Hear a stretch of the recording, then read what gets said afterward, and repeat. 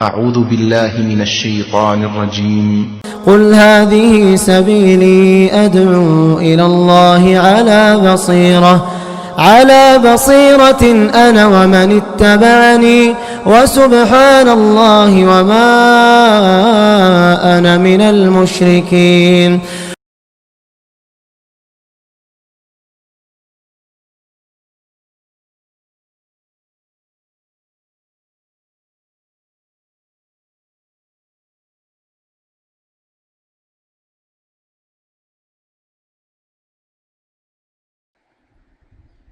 إن الحمد لله نحمده ونستعينه ونستغفره ونعوذ بالله من شرور أنفسنا ومن سيئات أعمالنا.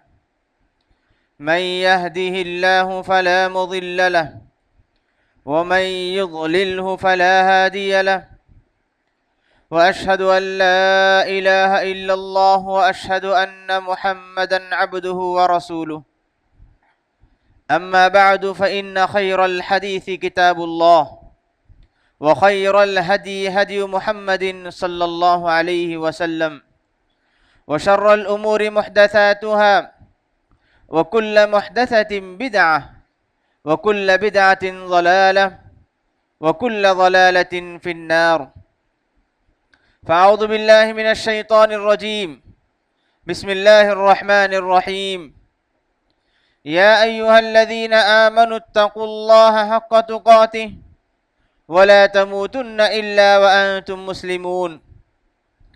يا أيها الناس اتقوا ربكم الذي خلقكم من نفس واحدة وخلق منها زوجها وبث منهما رجالا كثيرا ونساء، واتقوا الله الذي تساءلون به والأرحام إن الله كان عليكم رقيبا.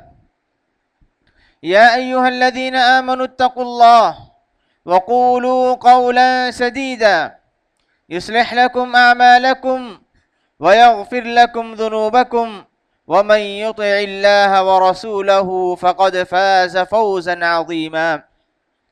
وقال عز من قائل: يا أيها الذين آمنوا كتب عليكم الصيام كما كتب على الذين من قبلكم لعلكم تتقون. وقال النبي صلى الله عليه وسلم: رب صائم ليس له من صيامه إلا الظمأ، ورب قائم ليس له من قيامه إلا السهر. أخرجه أحمد وابن ماجہ. محترم حاضرین اور معزز خواتین ملت، مجھے اور آپ کو اللہ تبارک و تعالیٰ کا بے حد شکر گزار بننا چاہیے کہ اس نے مجھے اور آپ کو، ہم تمام کو رمضان جیسا بہترین مبارک مہینہ عطا کیا، جس مہینے میں ہم عبادات کے ذریعے، بندگی کے ذریعے، روزہ، قیام، صدقہ و خیرات، اس طرح مختلف عبادات کے ذریعے اپنے آپ کو اللہ تبارک و تعالیٰ سے قریب کرنے کی کوشش کرتے ہیں۔ اس بات میں کوئی شک نہیں کہ رمضان کا مہینہ ہمیں بنانے کے لیے آتا ہے۔ اس بات میں کوئی شک نہیں کہ رمضان کا مہینہ ہمیں بہت کچھ دینے کے لیے آتا ہے۔ اس بات میں کوئی شک نہیں کہ رمضان کے مہینے میں بندہ عبادات میں آگے بڑھ کے، اللہ تبارک و تعالیٰ کی بندگی میں آگے بڑھ کے، روزہ، قیام، استغفار، تلاوت، صدقہ و خیرات کے ذریعے اللہ تبارک و تعالیٰ کو راضی کر لیتا ہے، جس کے بدلے اللہ تبارک و تعالیٰ اسے جنت لکھ دیتے ہیں، جہنم سے اسے چھٹکارا عطا کر دیتے ہیں۔ رمضان سے پہلے جس بندے کا نام جہنم میں جانے والوں میں سے تھا، رمضان کی عبادتیں، رمضان کی بندگیاں رمضان میں اللہ کو ایسا راضی کرتا ہے کہ پروردگار اس کے نام کو جہنمیوں کے لسٹ سے نکال دیتے ہیں۔ رمضان کا مہینہ ہم تمام کے لیے بہت بڑی نعمت ہے۔ رمضان کا مہینہ ہم تمام کے لیے اللہ تبارک و تعالیٰ کی طرف سے ملنے والا بہت بڑا تحفہ ہے۔ رمضان میں ہم محنت کر کے، کوشش کر کے، عبادات کے اہتمام کے ذریعے اللہ کو راضی کر سکتے ہیں، اللہ کو خوش کر سکتے ہیں، اللہ کے قریبی بندے بن سکتے ہیں۔ رمضان کی عبادات کے ذریعے ہم اللہ تبارک و تعالیٰ کے محبوب اور پسندیدہ بندے بن سکتے ہیں۔ رمضان میں اللہ تبارک و تعالیٰ نے ہمارے لیے روزے کو فرض کیا۔ اس رمضان کے مہینے میں اللہ تبارک و تعالیٰ نے بے شمار عبادات کو مشروع قرار دیا، اور اس کے پیچھے اللہ تبارک و تعالیٰ کی بڑی حکمتیں، اللہ تبارک و تعالیٰ بڑے مقاصد رکھے ہیں۔ اللہ تبارک و تعالیٰ کے ہر حکم کے پیچھے کئی مقاصد ہوتے ہیں، حکمتیں ہوتی ہیں۔ ان حکمتوں کو سمجھنا، ان مقاصد کو سمجھنا، اور اللہ تبارک و تعالیٰ نے روزے کے ذریعے، قیام کے ذریعے، عبادات کے ذریعے ہمیں کیا سبق دینا چاہتے ہیں، ہمارے اندر کیا تبدیلی لانا چاہتے ہیں، ان عبادات کے مقاصد کو ہمیں سمجھنا ہر مسلمان کے لیے ضروری ہے۔ آپ لوگوں نے سورہ بقرہ کی مشہور آیت بارہا سنی ہے۔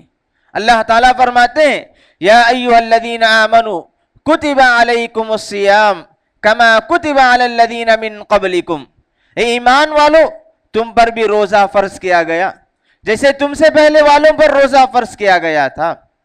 روزہ فرض کرنے کا مقصد کیا ہے؟ اس کی حکمت کیا ہے؟ اللہ تبارک و تعالی ہمیں بھوکا اور پیاسا رکھنے کا مقصد کیا ہے؟ اللہ تعالیٰ فرماتے ہیں لعلکم تتقون، تاکہ تم تقوی اختیار کرو، تاکہ تم پرہیزگار بن جاؤ، تاکہ تم اللہ سے ڈرنے والے بندے بن جاؤ۔ اللہ تبارک و تعالیٰ جیسے ہمیں دیکھنا چاہتے ہیں، اللہ تعالیٰ سے ڈرنے والے بندے بن جائیں، اللہ تعالیٰ نے اس لیے ہم پر روزے کو فرض کیا ہے۔ اللہ کے رسول صلی اللہ علیہ وسلم فرماتے ہیں، کتنے روزے دار ایسے ہیں جو دن میں بھوکے پیاسے رہتے ہیں لیکن روزے کا کوئی فائدہ انہیں حاصل نہیں ہوتا۔ اللہ کے رسول فرماتے ہیں، رب صائم لیس لہ من صیامہ الا الظمأ۔ اللہ کے رسول فرماتے ہیں کہ مسلمانوں کے درمیان روزے رکھنے والوں میں سے بہت سارے ایسے روزے دار ہیں جنہیں سوائے پیاس اور بھوک کے کوئی فائدہ حاصل ہونے والا نہیں۔ اور مسلمانوں کے درمیان قیام تراویح کا اہتمام کرنے والوں میں سے بہت سارے ایسے قیام کرنے والے بھی ہوتے ہیں جنہیں سوائے رات بیدار رہنے کے کوئی فائدہ حاصل نہیں ہوتا، کیونکہ انہوں نے روزے کے مقصد کو نہیں سمجھا، کیونکہ انہوں نے قیام کے مقصد کو نہیں سمجھا۔ اللہ رب العزت روزے کے ذریعے ہمیں جو پیغام دینا چاہتے ہیں، جو حکمت کی باتیں ہمیں بتانا چاہتے ہیں، جو مقاصد اللہ تعالیٰ نے ان عبادتوں کے پیچھے رکھے ہیں، ان مقاصد کو وہ حاصل کرنے کی کوشش نہیں کیا۔ جو بندہ ان مقاصد سے غافل رہے گا وہ روزے سے فائدہ نہیں اٹھائے گا۔ جو بندہ اللہ تعالیٰ کی حکمتوں سے غافل رہے گا وہ بندہ رمضان سے کما حق و فائدہ نہیں اٹھا سکتا۔ اسی لیے اللہ تبارک و تعالیٰ نے سورہ جمعہ میں یہودیوں کی مذمت بیان کرتے ہوئے فرمایا، مثل الذین حملوا التوراۃ ثم لم يحملوها كمثل الحمار يحمل اسفارا، کہ ان لوگوں کی مثال جنہیں اللہ تبارک و تعالیٰ نے توریت عطا کی، توریت پر عمل کرنے کا جنہیں مکلف کیا گیا، ان کی مثال اللہ تعالیٰ فرماتے ہیں كمثل الحمار، یہودیوں کی مثال گدھوں کی طرح ہے، يحمل اسفارا، گدھے بوجھ تو اپنے پیٹھ پر لاد لیتے ہیں، اٹھا لیتے ہیں، لیکن ان کے پیٹھ پر کیا لادا گیا ہے، ان کے پیٹھ پر کیا رکھا گیا ہے، کون سی چیز رکھی گئی ہے، کس لیے رکھی گئی ہے، ان مقاصد سے گدھے ناواقف ہوتے ہیں، بے خبر ہوتے ہیں۔ ہم بھی اللہ تبارک و تعالیٰ نے قرآن مجید میں مثال بیان کی ہے۔ اللہ تعالیٰ نے ہم پر روزے کو فرض کیا، قیام رمضان میں اس کی مشروعیت بڑھ جاتی ہے، بہت ساری عبادتوں میں آگے بڑھنے کا اللہ تعالیٰ نے حکم دیا ہے۔ کہیں ایسا نہ ہو کہ ہم روزے رکھیں، قیام کریں، افطار سحری کریں اور عبادات میں آگے بڑھتے جائیں، لیکن ان مقاصد سے ہم غافل ہو جائیں جن مقصد کی وجہ سے اللہ تعالیٰ نے ہمیں ان عبادات کو مشروع قرار دیا، ان عبادات کو کرنے کا ہمیں حکم دیا۔ اللہ تعالیٰ نے ہر عبادت کے پیچھے بڑی بڑی حکمتیں، بڑے بڑے مقاصد رکھے ہیں۔ ہم روزے تو رکھیں لیکن روزے کے مقصد سے غافل ہوں، ہم قیام تو کریں لیکن قیام کے مقصد سے غافل ہوں، ہم تلاوت کو تو کریں لیکن تلاوت کے مقصد سے ہم غافل ہوں، تو ہماری مثال بھی ویسے ہی ہو جائے گی جس طرح توریت کو دیا گیا لیکن اہل کتاب نے، یہود نے ان مقاصد کو نہیں سمجھا تو اللہ تعالیٰ نے ان کی مثال گدھوں سے دی۔ اگر ہم ان مقاصد سے غافل ہوں گے تو ہماری مثال بھی، اللہ تعالیٰ ہماری عزت کو بڑھائے، ہماری مثال بھی گدھوں کی طرح ہو جائے گی۔ روزے تو رکھتے ہیں، عبادات تو کرتے ہیں، بندگی تو انجام دیتے ہیں، لیکن بندگی کے مقصد سے غافل، عبادات کی حکمت سے غافل، مقاصد سے ہم غافل ہو جائیں گے تو ہم روزے سے فائدہ اٹھانے والے، رمضان سے فائدہ اٹھانے والے نہیں ہو جائیں گے۔ یہ رمضان کا مہینہ اپنے آپ کو سمجھنے کا مہینہ ہے، اپنے حساب لینے کا مہینہ ہے۔ ہر آدمی اپنے آپ کا حساب لیں، محاسبہ کریں کہ رمضان کے تقریباً 13 بہاریں گزر چکی ہیں، آدھا رمضان گزر چکا ہے۔ رمضان آنے سے پہلے ہم جو مقاصد لے ہوئے تھے، جو جس پختہ ارادے کے ساتھ ہم رمضان میں داخل ہوئے، رمضان کی جو حکمتیں، رمضان کے جو مقاصد، روزے کے مقاصد، عبادات کے جو مقاصد ہمارے سامنے بتائے گئے کہ رمضان آنے کے بعد کیا ہمارے اندر وہ مقاصد آئے ہیں؟ رمضان آنے کے بعد ہمارے اندر تبدیلیاں کتنے آئی ہیں؟ رمضان آنے کے بعد میں نے اپنے نفس کی تربیت کس طرح کی؟ رمضان کے آنے کے بعد میری عبادات کا شوق کس قدر بڑھا؟ ہر کوئی اپنا حساب لے کر دیکھیں۔ رمضان اللہ تعالیٰ کی طرف سے بہت بڑی نعمت ہے، رمضان اللہ کا بہت بڑا تحفہ ہے۔ جس آدمی کو رمضان مل جائے اس کا درجہ بہت بلند ہو جاتا ہے، اس کا درجہ کبھی شہید سے بھی بڑھ سکتا ہے۔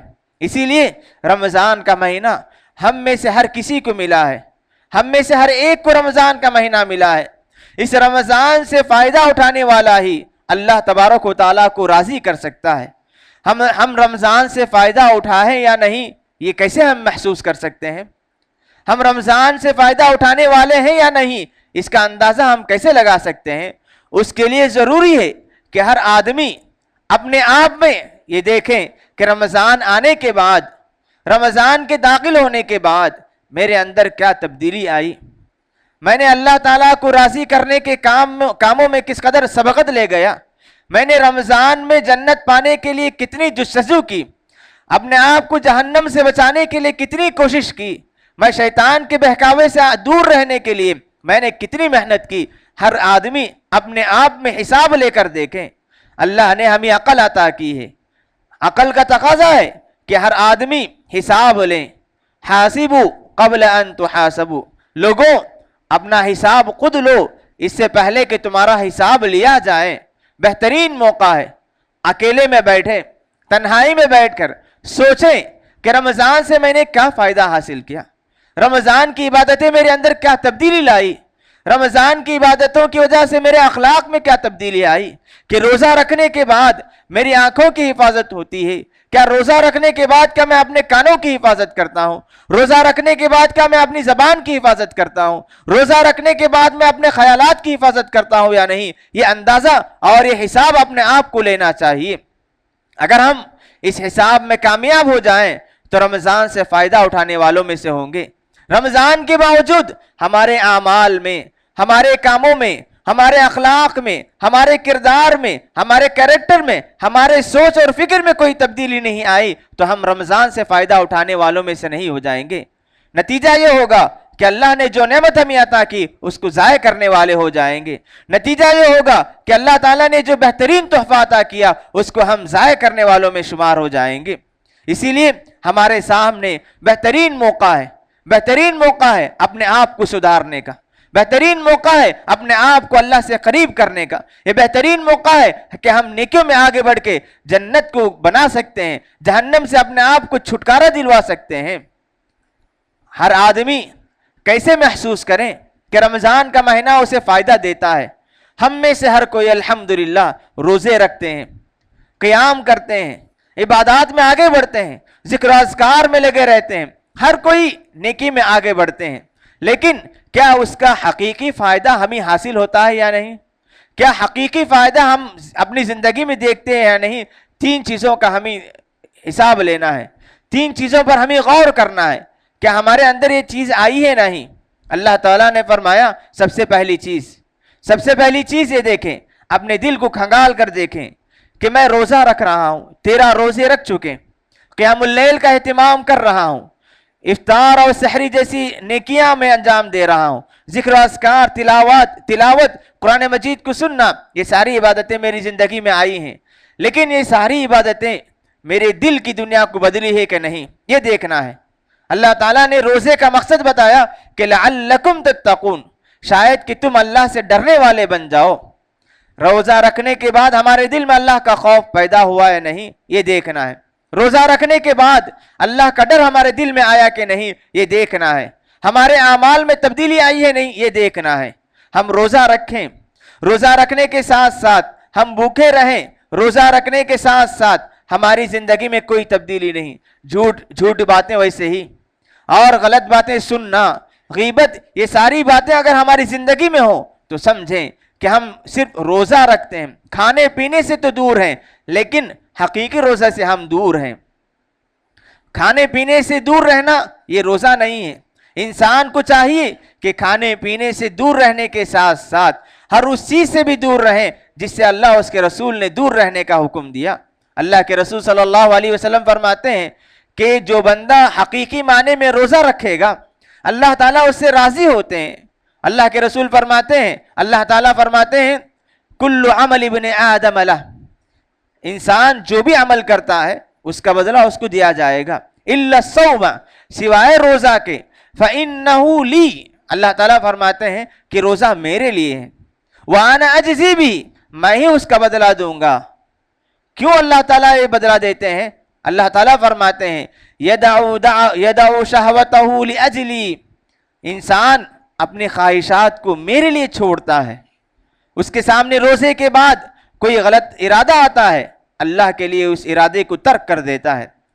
غلط راستے پر چلنے کا موقع رہتا ہے لیکن روزہ رکھ کر اللہ کو یاد کرتا ہے, اللہ کا ڈر اس کے دل میں آتا ہے اور اس برائی کو چھوڑ دیتا ہے. اللہ تعالیٰ فرماتے ہیں کہ اس روزے دار کا بدلہ میرے پاس ہے, میں اسے اپنے رحمت سے, اپنے فضل سے, احسان سے اسے عطا کروں گا. فَإِنْ يَدَعُ شَهْوَتَهُ وَطَعَامَهُ لِي, میری وجہ سے کھانے پینے کو, خواہشات کو ترک کر دیتا ہے. اللہ تعالیٰ کا وعدہ ہے کہ اس طرح روزہ رکھنے والوں کو اللہ تعالیٰ انعام عطا کریں گے. سب سے پہلی بات یہ دیکھنا ہے کہ کیا روزے کے بعد ہمارے تبدیلی آئی ہے یا نہیں. اسی لیے اللہ کے رسول فرمایا کرتے تھے من لم يدع قول الزور والعمل به, جو روزہ رکھنے کے بعد جھوٹی گواہی دینا, جھوٹی باتوں پر کام کرنا یا غلط کام کرنے کو نہیں چھوڑتا ہے, فلیس للہ فی حاجت ان یدع طعامہ وشرابہ, اللہ کے رسول نے فرمایا ایسے آدمی کے روزے کی کوئی ضرورت اللہ تبارک و تعالیٰ کو نہیں ہے. روزے کا اصل مقصد یہ ہے کہ انسان اللہ سے ڈرنے والا بن جائے. روزے کا اصل مقصد یہ کہ انسان کے دل میں تقوی پیدا ہو جائے. روزے کا اصل مقصد یہ کہ انسان اپنی زندگی کو اللہ کی بندگی میں ڈھال لیں. یہی حقیقی روزہ ہے. جو آدمی روزہ رکھ کر برائی کو ترک نہ کریں, تقوی کو اختیار نہ کریں, اللہ کو راضی نہ کریں, ایسے آدمی کے روزے کی اللہ تعالیٰ کو کوئی ضرورت نہیں ہے. روزے سے ہم فائدہ اٹھانے والے ہیں یا نہیں, اس کا اندازہ لگانے کی دوسری چیز یہ ہے کہ ہم اپنے آپ میں دیکھیں کہ روزے کے بعد, روزہ رکھنے کے بعد میرے اخلاق میں, میرے کردار میں, میرے نفس میں تبدیلی آئی ہے یا نہیں. میرے نفس میں جو برائیوں کا جو خیال آتا تھا اس کا اندازہ کتنا ہے. جو میں رمضان سے پہلے میرے اندر جو غلطیاں تھی, جو گناہ تھے, جو برائیاں, جو معصیتیں میں کیا کرتا تھا, چاہے وہ بڑے گناہ ہو یا چھوٹے گناہ, ان کو چھوڑنے کی صفت میرے اندر کتنی آئی ہے. ہر آدمی کو یہ اندازہ لگانا چاہیے, کیونکہ اللہ کے رسول فرماتے ہیں کہ روزے کا اصل مقصد یہ ہے کہ روزہ برائیوں سے روکتا ہے. الصوم جنہ, اللہ کے رسول نے فرمایا کہ روزہ ڈھال ہے. ڈھال کے ذریعے جس طرح انسان دشمن کے وار سے اپنے آپ کی حفاظت کرتا ہے, اسی طرح روزے کے ذریعے انسان اپنے جان کی, اپنے اخلاق کی, اپنے کردار کی حفاظت کرتا ہے. روزہ رکھنے کے بعد ہمارے اندر کوئی تبدیلی نہ آئے, ہمارے اندر برائی چھوڑنے کی صفت نہ آئے, ہمارے خیالات صحیح نہ ہو, ایسا روزہ کوئی فائدہ نہیں ہوگا۔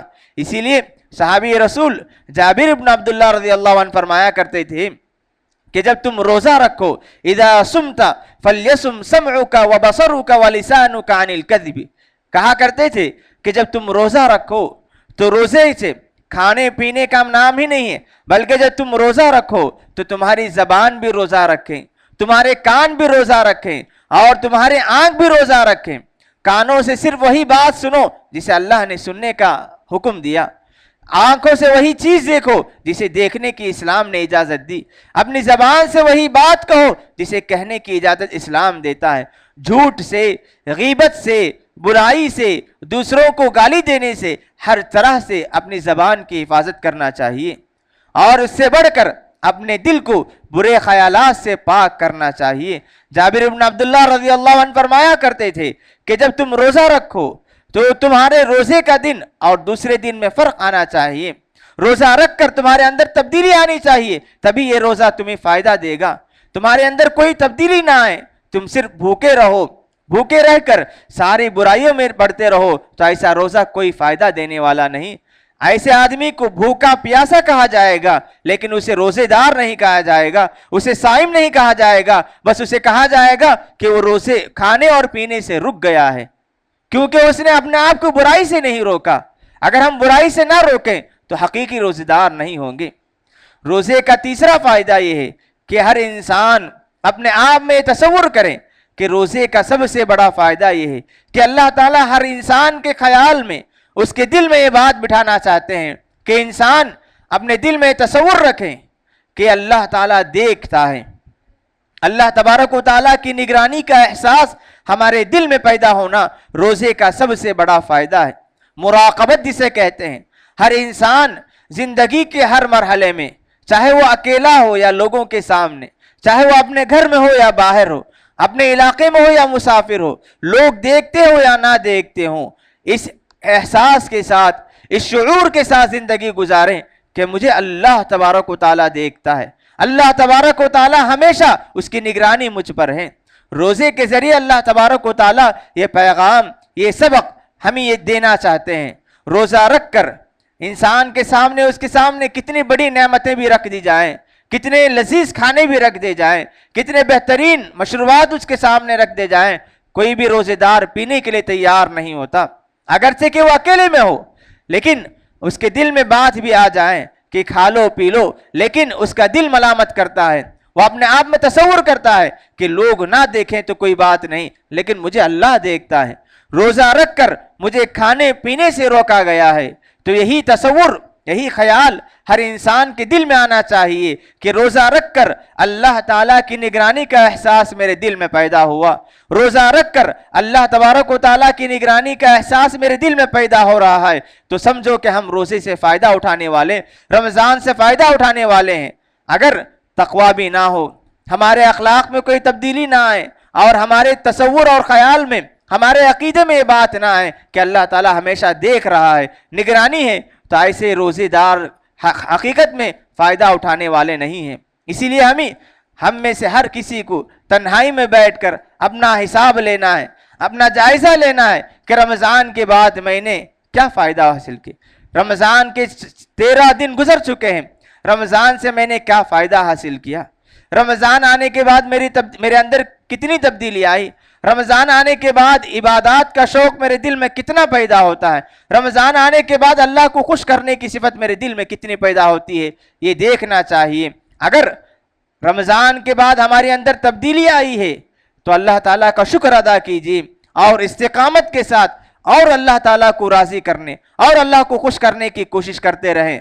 اگر اس میں کوئی کمی آئی ہے، اگر ہر کوئی انسان تقصیر محسوس کرے گا، ایسے میں اللہ سے مدد طلب کیجئے اور رمضان سے فائدہ اٹھانے کی کوشش کیجئے، اور اللہ سے دعا کیجئے کہ پروردگار، رمضان کے اس مبارک مہینے میں، رمضان کے اس بابرکت مہینے میں مجھے عبادات میں، بندگی میں، نیکیوں میں آگے بڑھنے کی توفیق عطا فرما۔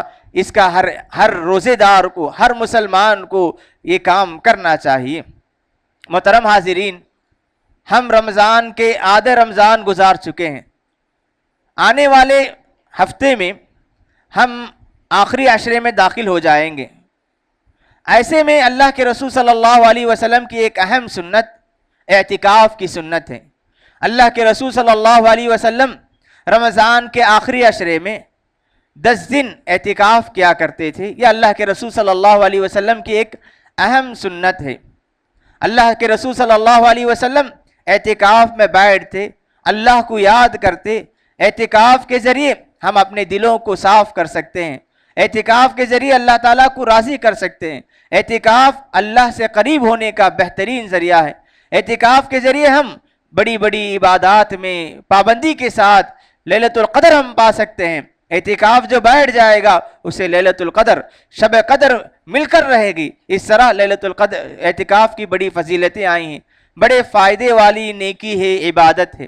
اللہ کے رسول صلی اللہ علیہ وسلم 10 دن اعتکاف کیا کرتے تھے، اسی لیے ہماری اس مسجد میں بھی اعتکاف کا انتظام کیا گیا ہے۔ ہم مردوں میں سے جو آدمی 10 دن بھی اعتکاف بیٹھنے کا پختہ ارادہ رکھتے ہیں، ان سے گزارش ہے کہ ابھی سے وہ تیاری کریں اور اپنے اس ارادے کے لیے مسجد کے جو ذمہ دار ہیں ان سے مل کر اپنے ارادے کو ظاہر کریں۔ اور جو آدمی یہاں 10 دن بھی اعتکاف کرنے کا ارادہ رکھتے ہیں ان کے لیے یہاں انتظام کیا جائے گا۔ تو اسی لیے آپ میں سے جو اعتکاف کے لیے 10 دن کے لیے وقت نکال سکتے ہیں انہیں ضرور وقت نکالنا چاہیے۔ اللہ کو راضی کرنے کا بہترین عمل ہے، اللہ کو راضی کرنے کا بہترین ذریعہ ہے، اللہ کو راضی کرنے کا بہترین فرصت ہے۔ اعتکاف 10 دن جو بیٹھنا چاہتے ہیں ان کے لیے مسجد میں انتظام کیا گیا ہے۔ جو ارادہ رکھتے ہیں وہ ذمہ دار سے مل کر اس تعلق سے مشورہ لے لیں۔ اس سال خواتین کے لیے کچھ انتظامی وجوہات کی وجہ سے خواتین کے لیے اس مسجد میں اعتکاف کا انتظام نہیں ہوگا۔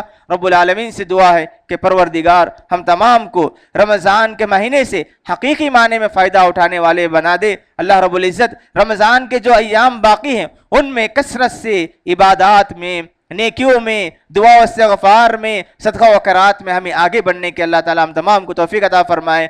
ہم جو بھی عبادات انجام دیں اخلاص کے ساتھ انجام دینے کے ہم تمام کو توفیق عطا فرمائے۔ ہم جو بھی عبادت انجام دیں اللہ تعالیٰ اسے شرف قبولیت عطا فرمائے۔ پروردگار ہمارے گناہوں کو، خطاؤں کو، برائیوں کو معاف کر دے۔ اللہم آمین۔ وصلی اللہ علی نبینا محمد وعلی آلہ وصحبہ اجمعین۔